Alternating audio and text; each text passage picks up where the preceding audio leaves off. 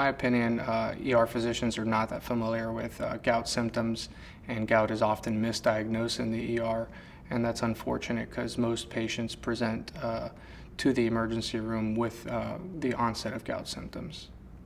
Gout can often be confused in the ER with other diseases like an infection, a cellulitis, or a septic arthritis, a pseudo-gout flare, which is a different type of crystal arthritis, and rheumatoid arthritis if it's involving multiple joints.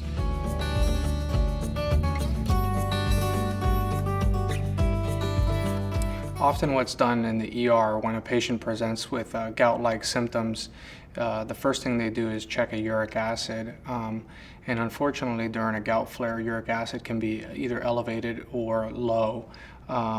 The next thing they do is often give the patient colchicine.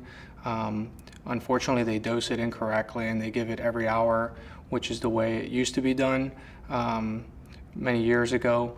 But that's been shown not to be as effective. The other thing they do often is give the patient a shot of steroids and then eat and send the patient out.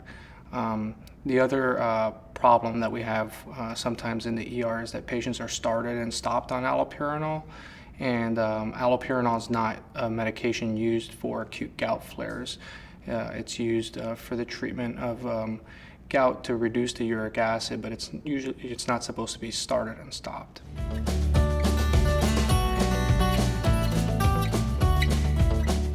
Unfortunately, when patients present to the ER with an acute gout flare, what often happens is they're given acute management with steroids, sometimes even given allopurinol inappropriately in the ER during the acute flare, and then they're sent out to follow up with their primary care if they have one, or if they have no primary care, they just sent them out. But very infrequently do I see ER physicians referring the patient to the rheumatologist, which would be the most appropriate.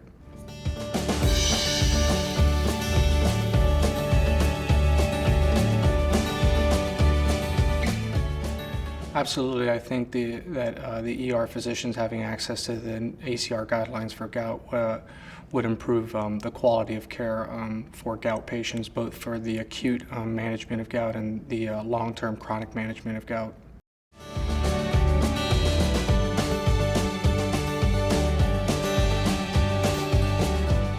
I think it's very important for patients to have access to information so they can read up about gout themselves, mostly so that they become more aware of what type of symptoms gout can be associated with, the long-term complications of untreated gout, such as destruction of the joints, and also to help them understand potential triggers for acute gout flares, such as alcohol, shellfish, meats.